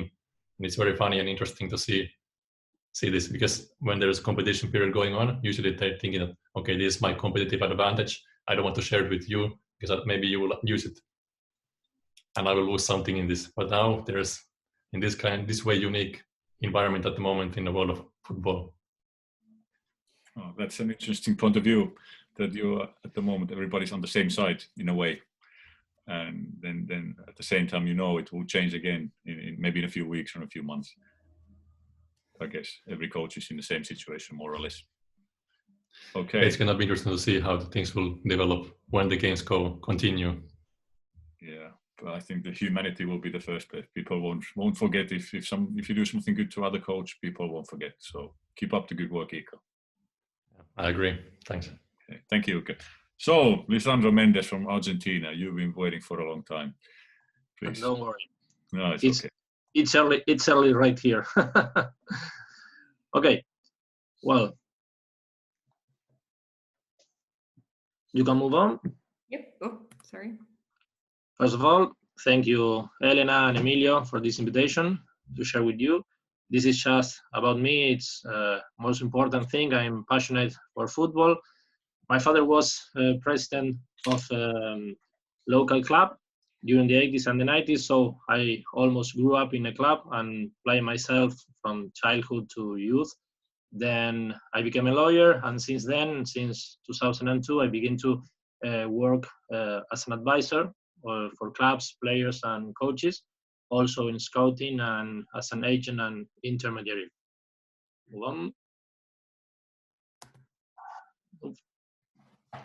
Well, about COVID situation in our country, almost like everywhere, we have a huge difficult situation after the pandemic begins, but also it's important to state that before that we are in a huge economical crisis. So this pandemic just came to increase that crisis, and so clubs are having really rough times right now. We are in a quarantine since March the 20th. So no sports events allowed, and nobody can leave home. So no activities in the club, not only football, but in the society as well. And move. Well, about our competitions, just to have a glance of what we are expecting this year. We have FIFA World Cup qualification matches. Also, American Cup, it's like your Euro. And for women, we have under 20 in South American tournaments and under 17 South American tournaments. If we can move on, we can see that all these competitions have been cancelled or postponed. You can move on, Elena. I'm trying to go as far as possible. It's if not, it's like a long one. Then about our local senior clubs competition, we have national competitions. We have Superliga and Super League Cup, And also for first to fifth division teams, we have Argentinian Cup. And if we talk about our continental or international competitions under CONMEBOL system, we have CONMEBOL Libertadores and CONMEBOL South American Cup. Those both Libertadores and South American Cup and also Argentinian Cup are suspended. We don't know yet if there are going to be any more matches during this year. The CONMEBOL hopes that from September on they can be playing again, but it depends finally in each country's decisions or government decisions, you know. Regarding our Superliga and Superliga Cup, you have to know that in Argentina seasons goes from June to July. So we were playing season 2019-2020, and that was cancelled. Superliga ends, but not it wasn't able to be played the Superliga Cup. So what the federation decides or our associations decides is that there are not going to be relegations. No clubs are going to go down. And you can move on. Okay. And if football is not possible to be played again, they are trying to adapt the calendar to a yearly competition, and next season it's going to start on January and will last until next December. Then move on. We have also a lot of football in our country, lower divisions from second division to 5th division in men and first to third in women. They are also all finished. The federation decided that it's not longer to be competitions. So again, they decided that no relegations this year, but the big or huge discussion is what is going to happen about promotions. We don't know yet. There are some clubs that they want to be decided on the field. They want to play. They say that no wins should be decided by some federation decision. But the ones that stops when the league stops, they were first in the leagues. They want to be promoted because they say that they already win the position. So it's going to be huge discussions, and we don't know yet what's happening. For sure, what is sure that the next season it's not going to start in July. So we are still waiting if there's some competitions from August or September on, or if we just have to wait until January next year. You can move on. This is what I was telling. Well, about youth competitions, we have a huge country, so we have not only association or federation youth tournaments, but we have a lot of local or regional leagues and associations that they have their own competitions. For example, in our city, Rosario, it's a big one. So we have a lot of clubs playing. We have in our association, we have 3 different leagues, first, second, and third league. So all that is cancelled right now. In our province, the leagues decided not to be playing this year, but our local association is waiting about the government's decision. Maybe if it's allowed to play or to train, they are going to do it before the end of the year. One. Then, well, it's this one about situation here. It's more or less what the other speakers were talking about. There are no field or groupal training.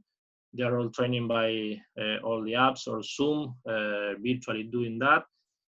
Video conference for Teams meeting, tactical sessions, nutritional advice. I listened with Ika tell before about nutritional advice.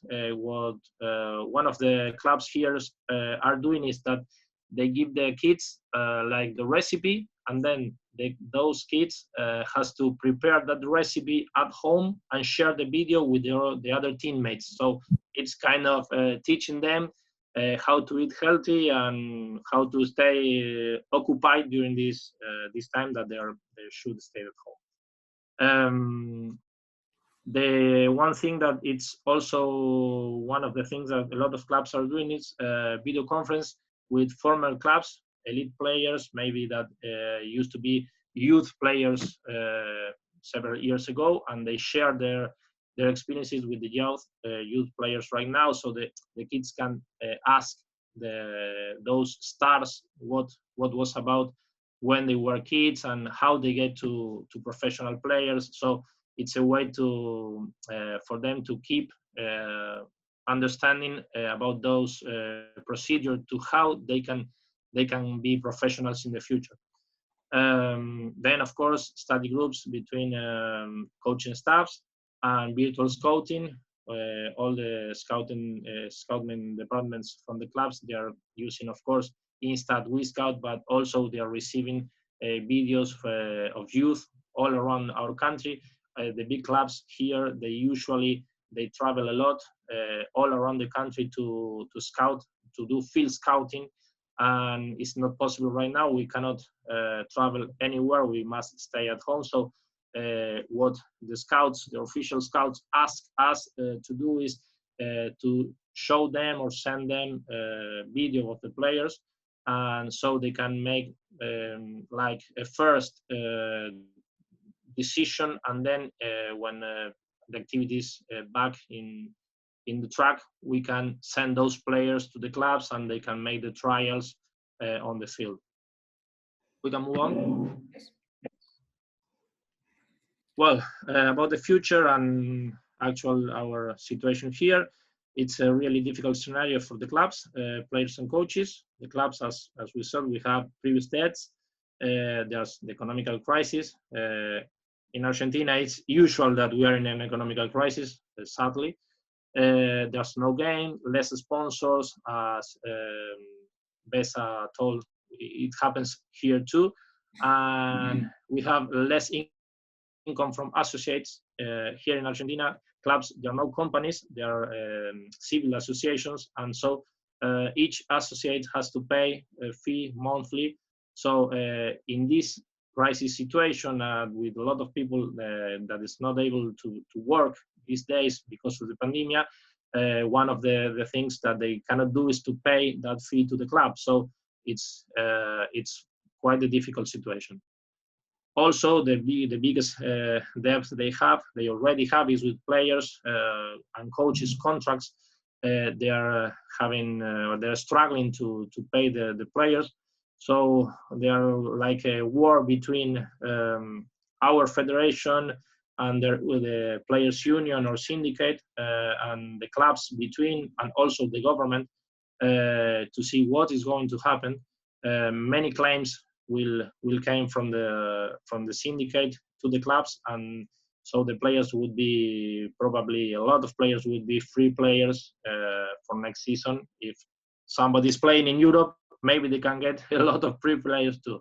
For players and coaches, also a difficult situation, because if football cannot be played until next season, with the contracts ending on June, end of June, a lot of players and coaches, mostly from 2nd to 5th division, are going to be unemployed at least until next January.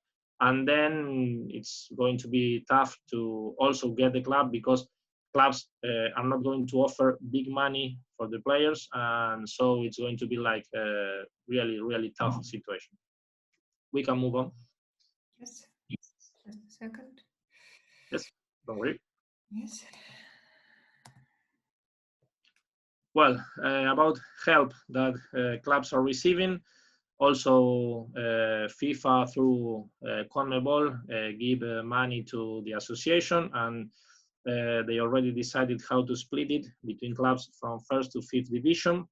Of course, bigger clubs gets more money, and also clubs that are involved in South American Cup and Libertadores Cup they are receiving in advance the funds from the CONMEBOL. There's also some government measures that gave some help, for example, to pay part or portion of employees' salaries, but that doesn't apply to coaches or players' salary. It's just for regular employees. Clubs here, big clubs, they have lot of employees, even more than regular companies. So that helps, but it's not enough. But of course, it's something. We can move on. Well, then about what experience we get from all this situation, we always try to think in a positive way. So we think that we should transform it into positive experience and use our time like we are doing right now, connected with the family, with your friends, to study and increase our knowledge in football. I think it's going to be a time to see how people in the football business are with solidarity between each other, and also it's an opportunity to share each other experiences. We are using time with our academy and our coaches to do a lot of webinars and study, talking with all coaching staffs. Last week, for example, we have no less than 3 Superliga coaching staffs giving their experiences and how they train or work in a cycle, in a month or week cycle before every game. Also, we speak with the coaching staff from Mauricio Pochettino. They show how they work in the Premier League. So we have one advantage here in Rosario is that football is really a passion for us, and we are really all connected. So we are using that time, the home time, to connect and keep learning every day. Move on. Yes. Well, and what we are hoping, I think football is a game. We shall came back to our roots when we are kids, and we begin to love this game. I want to end with 2 short clips. The first one is about our dreams. The picture is from our academy, is how the kids feel every weekend, and you can put it on. Just a second. It's this, I guess, yeah? Yes, don't worry.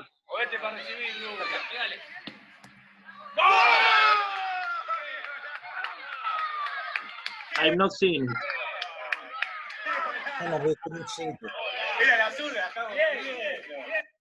There's only voice at the moment. Yeah, I cannot see it. No video. Oh, sorry. No, just the sound. Yes. If you want, I can share my screen too if you want. Yeah, if you can do it. Yeah, I can do it. Wait. Okay. Wait.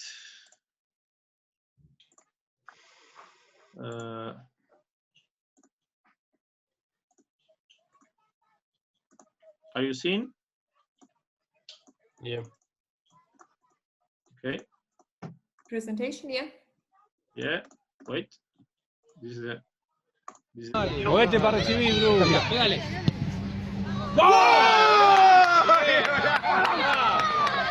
¡Qué golazo! Mira la zurda, estamos pidiendo. Well, this is the feeling that we want to come back to our Sundays and Saturdays, and then this is big longer, but it's from one of the clubs, our professional clubs here, and how the fans receive the team after winning 4 derbies in a row. We have maybe one of the most beautiful derbies in the whole world, so it shows how passionate we are here in Argentina, and I wish you to see it, so maybe you can visit us someday.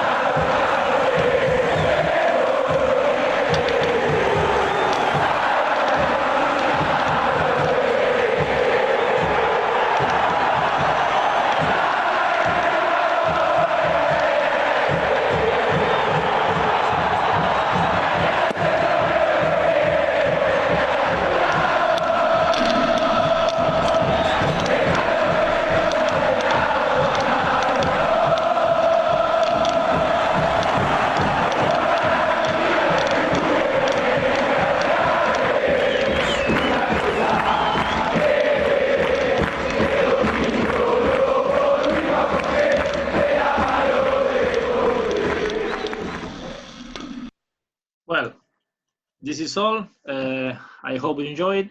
Thank you again for letting me be part of this. And well, thank you. Gracias. I don't know how to say it in Russian. And Спасибо. Spasiba. And kitos. Kitos. Thank you for these positive emotions at the end.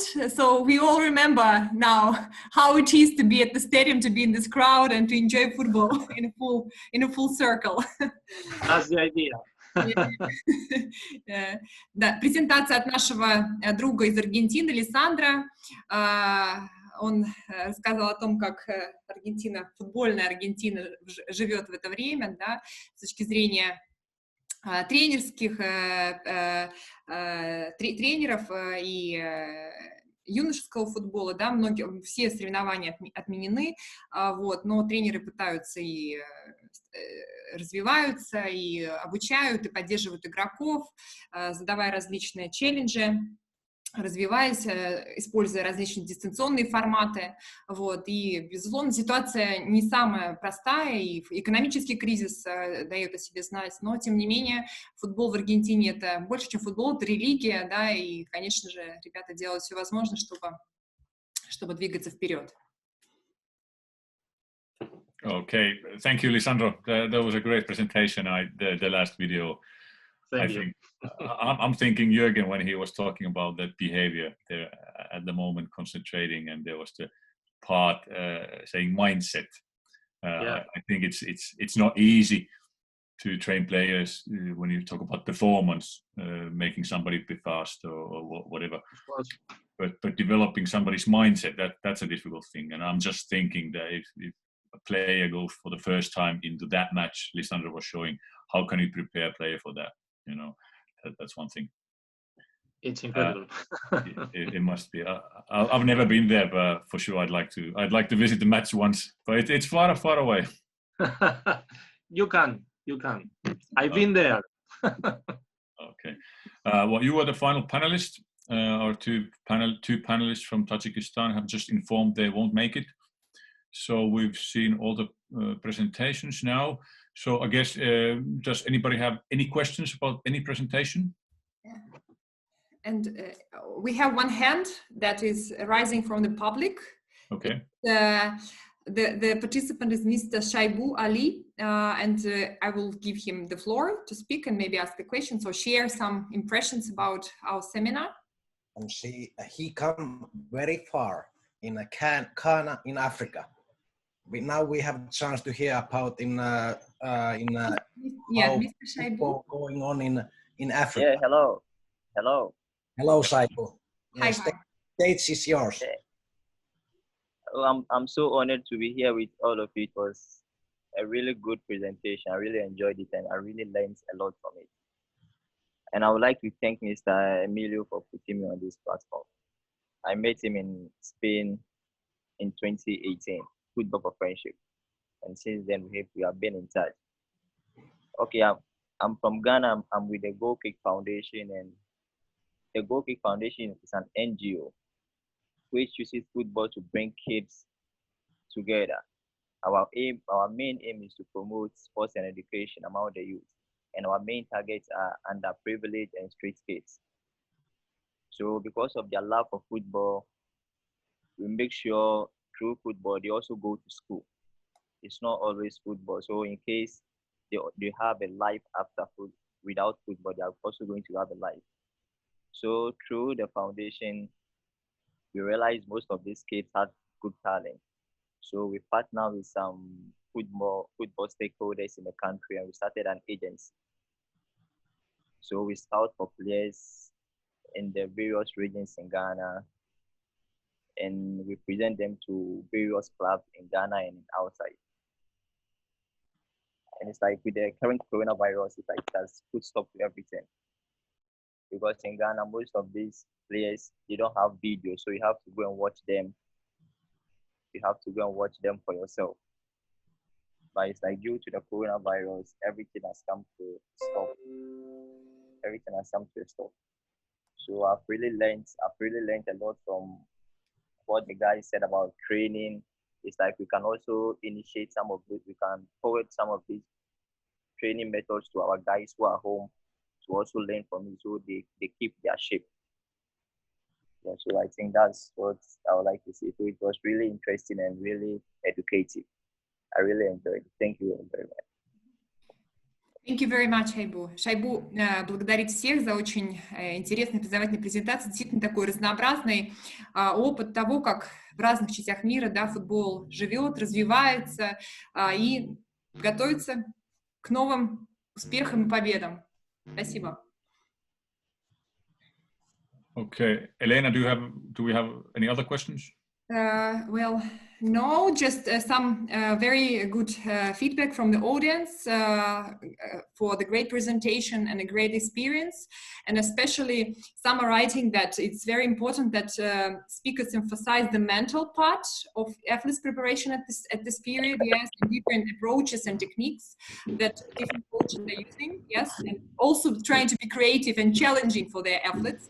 Я говорю о том, что аудитория благодарит всех спикеров, особенно за очень интересные, скажем так, примеры, в частности, касательно подходов к развитию ментальных качеств, да, игроков, и что это действительно то время, когда все тренеры становятся сами креативны, придумывая разные программы, методики, и давая игрокам возможность развиваться и познавать себя, в том числе и свои возможности и способности для того, чтобы дальше они это использовали уже на футбольном поле. Yeah, Petri? Okay. We're already 2 hours, yes, 2 hours ahead here. I'll make one final question. Let maybe everybody answer. Yeah. Oh, Elena, do you have something? No. Just your panel. Yeah. I want to bring up still technology, because I think technology is something that's common for all of you guys, and I think that's a winner in this pandemic. So I'd like to ask you if technology is something that's here to stay in a bigger role regarding coaching kids, youth, or even professional teams. Один вопрос для всех, можете кратко ответить. Касательно технологий, да, технологий, средств информационных, компьютерных, да, систем, которые позволяют нам в это время поддерживать коммуникацию, развивать наших игроков. Считаете ли вы, что в таком объеме информационные технологии продолжат свое развитие в футболе, или же когда все начнется в стандартном реальном режиме, все-таки их использование не будет настолько массовым и обширным, как это есть сейчас? Yeah, каждый может, everyone can have like a short answer on this question. Yeah, I would love to answer that one. Yeah. Because I think it's already here, the possibilities within the technology. I'm not sure if everything is being used in the most advanced way. Looking from your Apple Watch that's able to detect your HRV, I think we're going to go to a level that players check in remotely from their morning wake-up call, being checked by their Apple Watch. That information will be sent into the club, and then you will be able to check it. One danger, I think, in that element is that you hospitalize the player, and I think what we all feel from this period is that we all miss the pitch, we all miss that hug after a goal, we all miss that shake when you meet someone. But I think it's here to stay. And again, the money will not be the same like last year, and maybe for a long time. So that means we have to be especially with a lot of care towards the players to keep them fit, to keep them healthy, to keep them motivated in a strange and difficult time, and maybe scared time for some players. And I think that those elements of technology, they will also help those players to gain some confidence in that their ability to stay fit and healthy is up to level. And then if they connect each other and also correct each other within that technology, and also advise each other on the responsibility, then I think we can get something really great. And now the question is, how do we as coaches connect it to the players and vice versa? But I strongly believe that it's a big element.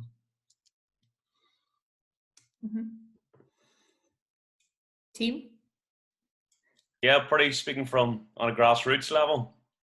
We have a lot of kids that's got the Fitbits, and they always like to come across to compare how many steps Coach Tim has done to all these young fit children. So I always have to make sure I keep my steps up on my watch here. So there's the Fitbit, of course, that the kids will use with the basic. Maybe thinking about technology, how kids interact with each other nowadays. The PlayStations and the Xboxes, they have my own son this headset on, and it's a wonder some of you can't hear him now because he just screams and gets so absorbed in his own little world communicating with kids. For me, I miss the social element of it and meeting people. I don't know, young people obviously now are a wee bit different. They seem to have their social elements before COVID-19 online. For me, I still like my kids getting outside and interacting with kids and a human interaction. But definitely COVID-19's changing that, and like it or lump it, we have to adapt the best that we can and use the technology that's there for us. Oh, cool. Иван? Ну, я думаю, что точно поможет этот опыт тем, кто раньше не пользовался этими площадками, особенно для людей, которые имели разъездной характер работы и не могли часто встречаться. Сейчас, конечно, будет легче осуществлять коммуникацию, потому что все научились пользоваться такими программами, в том числе и я, например. Я не знал о существовании таких программ, как Zoom, например, или Skype для бизнеса. То есть никогда не приходилось этим пользоваться. Поэтому сейчас, конечно, с помощью этих инструментов можно будет решать различного рода вопросы касательно видя друг друга вживую. Что касается игроков, то, думаю, тоже здесь прогрессивные тренеры, кто сумел создать сегодня на этих площадках общение с игроками вот так вот живую, это интереснее, чем группы в WhatsApp, там, где просто переписываются игроки. Думаю, что те, кто эти инструменты освоил хорошо, они продолжат их использовать. Но мне бы, конечно, хотелось, я за живое общение, за то, чтобы игроки, люди встречались чаще вживую. So Ivan is saying that he's, of course, most of all supporting the live communication, cooperation, that people should meet, shake hands and hug, and it's a part of our football emotional side.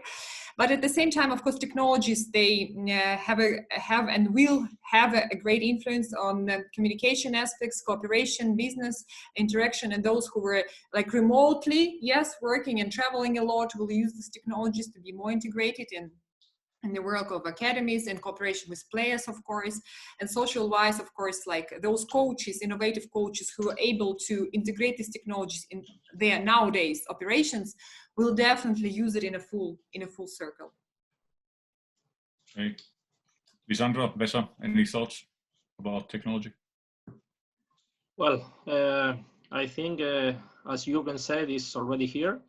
The challenge right now, I think it's when everything comes back to normal, if we are going to have the time to use that technology to improve players, I think. But of course, I wish coaches take that time also, and players, especially youth ones, they understand the importance of doing some extra work at home after being on the pitch, and listen to the coaches about how they can use that technology and how they can improve themselves in every aspect of the game, tactical or anything. But I guess it's going to be, for us in Argentina especially, it's going to be maybe difficult to convince some youth players. But I guess that's the way that we should go, and we'll try to explain the importance of doing so. I think almost everything has said, but yes, I think that the technology has came before already, and we know our kids and young players, they know much better than we old guys how to use computer and telephones and everything. So we have to just just continue improving that side, that in player education use that technology more, how to follow how much the players train, how they improve and everything. And also these coaching educations, we have now done a lot of these kind of similar webinars. But like others told that we miss still this face-to-face contact. That's we are gonna need still. But I think in my work also I'm traveling a lot, meetings in Europe, also in Finland. I miss those meetings face-to-face, but I think that many of those meetings can use without traveling. So I think we can find better balance about that. Elena, you want to translate? Yes, I want to translate. Безусловно, технологии будут еще больше и больше внедряться, да, и в формате таких видеокоммуникаций, обучающих онлайн мероприятий. Но что интересно, что технологии будут внедряться и в сам футбол, как сопутствующий механизм, который будет помогать тренерскому штабу, может быть, в какой-то степени контролировать и организовывать жизнедеятельность самого игрока. Да? Сейчас игрок только имеет, там, может быть, Apple Watch, занимается каким-то определенным трекингом, не исключено, что дальше Apple Watch будет его будить или отслеживать, во сколько он встал, и данные автоматически будут отправляться в футбольный клуб, да, в тренерский штаб, чтобы как бы таким образом контролировать режим игрока, что, с одной стороны, хорошо, с другой стороны, может быть, не очень хорошо для игрока, для его как бы психологического, да, состояния. Вот. Но, тем не менее, мы приходим в новое время, в новую эпоху, и, как сказал Юрген, мы имеем дело с новым поколением молодежи. Это, собственно, другое поколение, которое более технологизированное, более продвинутое, и, безусловно, они будут также задавать тон и профессионалам, которые их тренируют, для того, чтобы технологии массово и активно внедрялись в тренерскую деятельность на различном уровне. Yeah, that's it. Okay. Elena, yes, Elena, gentlemen, thank you. I've really enjoyed hearing your views, your stories, and I think that's about it for today. I want to thank you all taking the time, and I want to believe all of you are a bit wiser once the pandemic is over, and was really enjoy knowing you guys. And yeah, thank you. Thanks for the time, and maybe I'll see you in the real world one day. Спасибо большое всем за такие замечательные истории, за ваш опыт, за ваши эмоции. И будем надеяться, что все в скором времени восстановится, и мы увидим друг друга в реальном времени. Всего хорошего. Спасибо. Thank you, everybody. Bye-bye. Bye. Bye. Спасибо всем. Thank you. Thank you. Bye.